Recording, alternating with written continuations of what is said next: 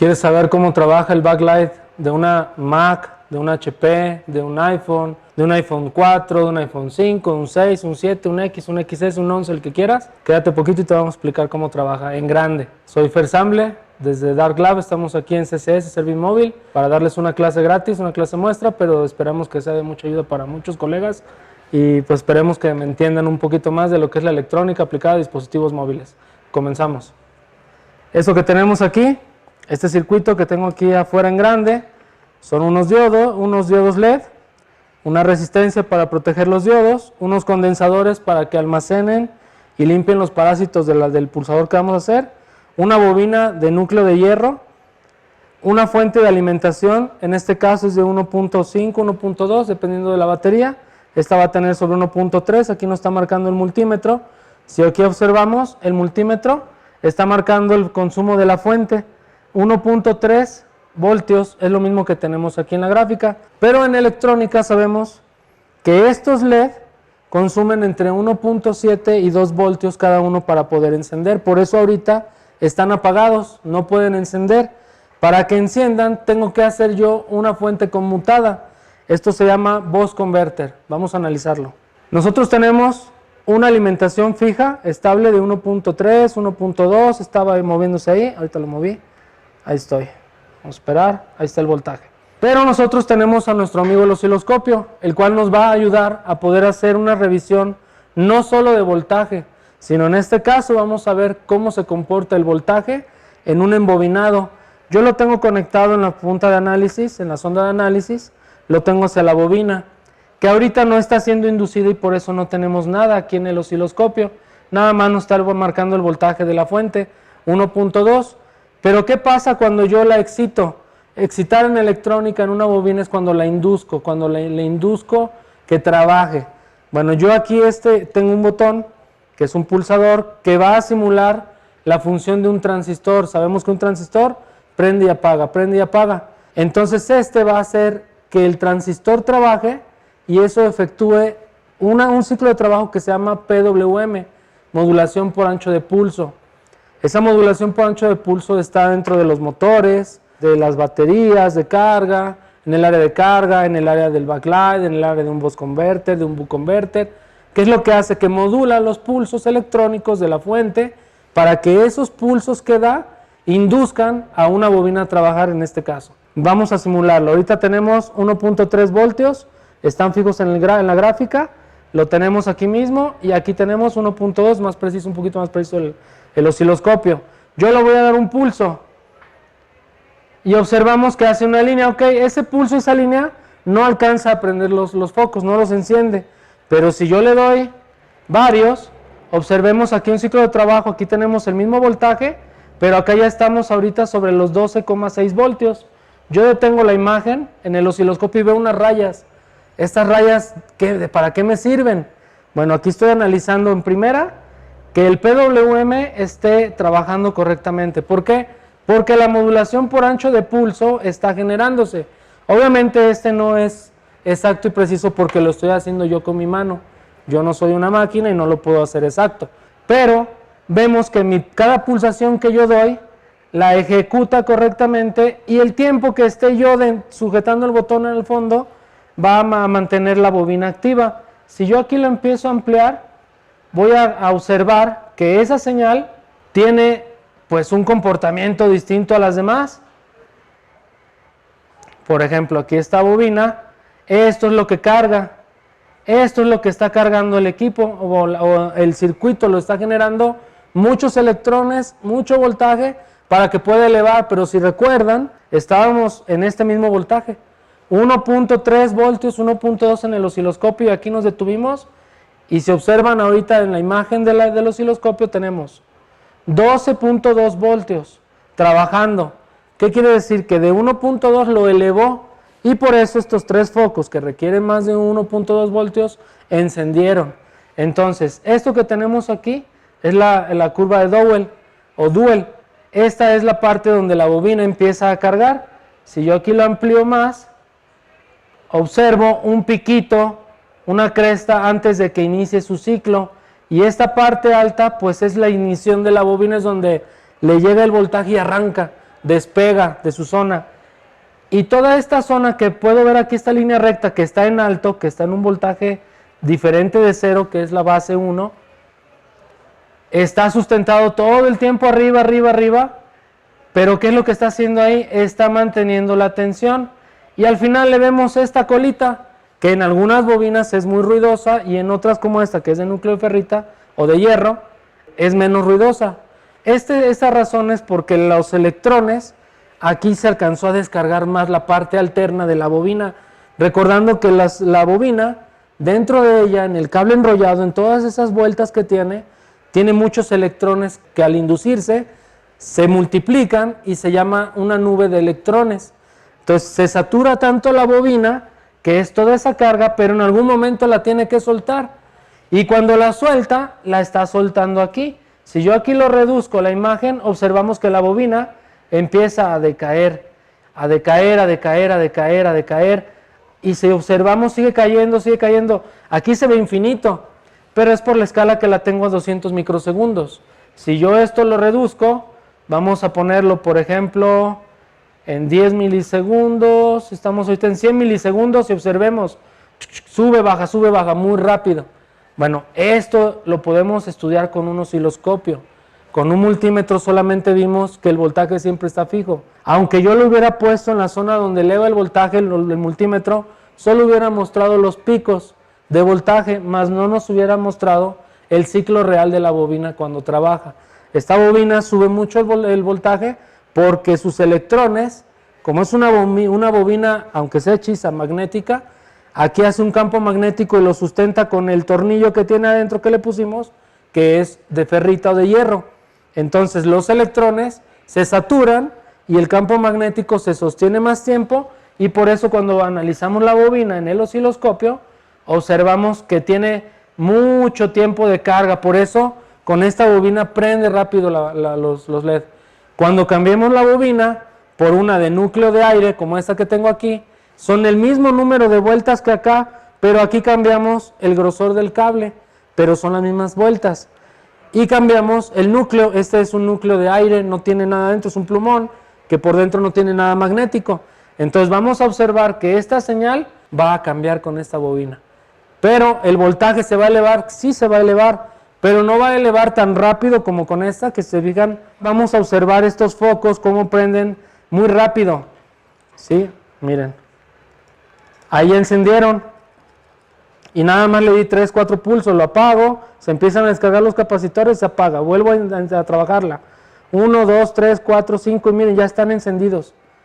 Vamos a hacer la prueba con esta otra bobina. Mismo circuito, todo igual, nada más voy a cambiar la bobina.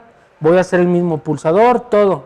Y vamos a ver que se tarda más en encender y que esta señal no se va a comportar de la misma manera. Ahorita estamos viendo cómo trabaja en sí un equipo que tiene una falla de backlight, por ejemplo. Vamos a ver ahorita aquí en el simulador que tenemos. Vamos a ponerles cómo trabaja y cómo lo podemos ver en el osciloscopio. Aquí está. Aquí tenemos esto mismo que tenemos aquí afuera en esta placa, lo estamos viendo en un circuito simulado. ¿Qué es lo que observamos? Bueno, si observan aquí hay unos pulsos, unos picos que suben y bajan. Coinciden con la iluminación de los LED. Donde tenemos una fuente de 4.2, aquí la de nosotros es de 1.2. Una bobina de 15 microhenrios, bueno, esta bobina es una bobina de un enriaje un poquito más alto. Tenemos un diodo o diodos que están simulados en estos circuitos, en los focos. Tenemos condensadores para que almacenen el voltaje.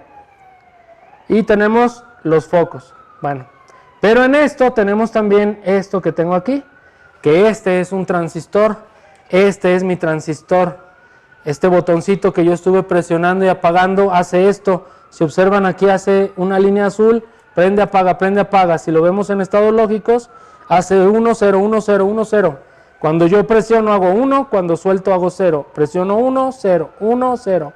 Y entonces se ilumina los LED. Bueno, esto mismo, aquí yo lo voy a cambiar. Si observan ahorita mi velocidad de la mano, esto eleva en cierto tiempo, pero vamos a simular que esta presión no la haga yo, que la haga el circuito. observemos en este caso los LEDs. Si vemos, prenden y apagan en manera constante, congruente, no se han fundido los LED. Pero ¿qué pasaría si yo modifico el PWM? Yo vengo y le cambio la velocidad. La puedo hacer más rápida y observemos qué sucede con los LED. Los quema.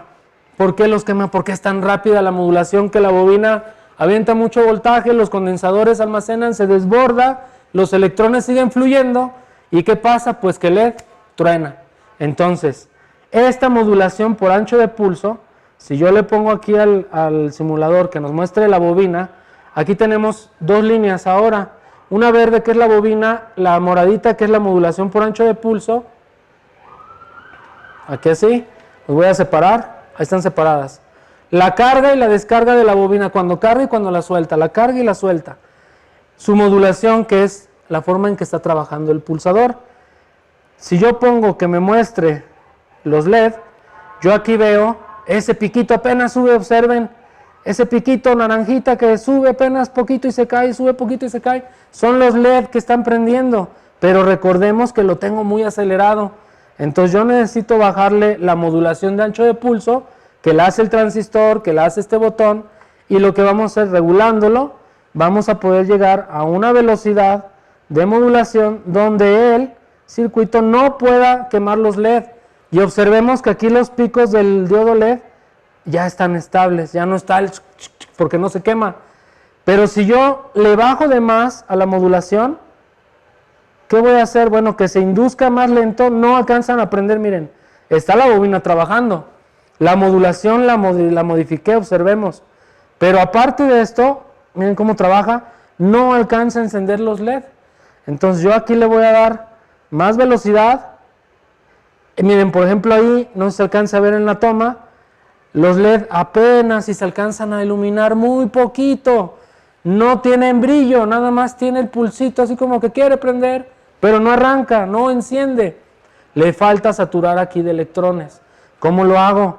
Le incremento, y miren, ya le di brillo, lo incremento o lo disminuyo a mi gusto, entonces yo lo puedo dejar. Allá si no los quema, no, ya se quemó. Vamos a bajarlo vamos a ver, ahí no los quema. Pero entonces yo puedo hacer aquí un cambio también en la modulación de ancho de pulso, observemos. Lo voy a agrandar y lo hago en cámara lenta. Observemos que los LED ahora prenden más lentos, sí prenden completamente bien iluminados, pero se tardan más en prender. Entonces ahorita ahí yo le cambié la modulación por ancho de pulso. Si yo lo acelero, están... Esto es tan rápido que nuestro ojo cuando estamos viendo el teléfono, viendo la computadora, viendo el iPad, viendo cualquier sistema que tenga una pantalla de LED, es tan rápido que nuestro ojo no lo percibe. Son 60 veces por segundo, 60,000 veces, no sé, cualquier cantidad de veces tan rápida que nuestro ojo humano no lo alcanza a percibir. Él no ve esto, pero te has preguntado, cuando cambias una pantalla, ¿por qué cuando la cambias la manzana del iPhone, en este caso, ese ejemplo, prende y el fondo se ve como que parpadea? Pues es porque tu bobina se está cargando. Cuando pase un minuto o dos, ese titileo tiene que disminuir, tiene que desaparecer.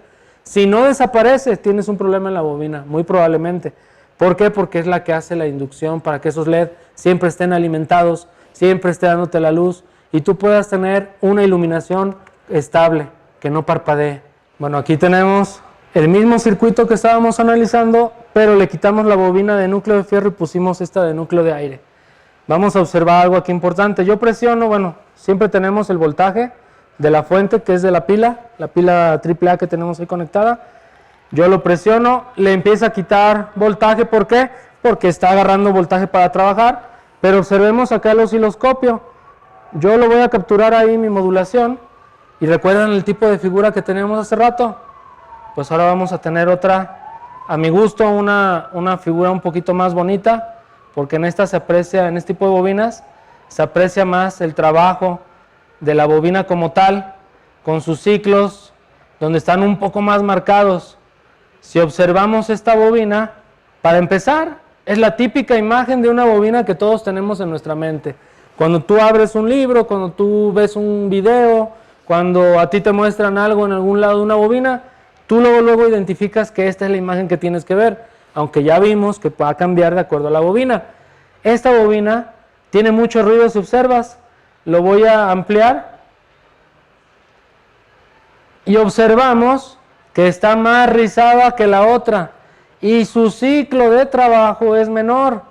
Esta bobina no pudo encender los LED tan rápido porque le hace falta cargar su nube de electrones, porque el centro de la bobina en esta es de aire, entonces los electrones solamente están circulando entre las espiras, entre el enrollado, entre el devanado, si le quieren llamar así, y no alcanza a generar un campo magnético suficientemente alto y rápido para que los electrones inmediatamente enciendan los LED.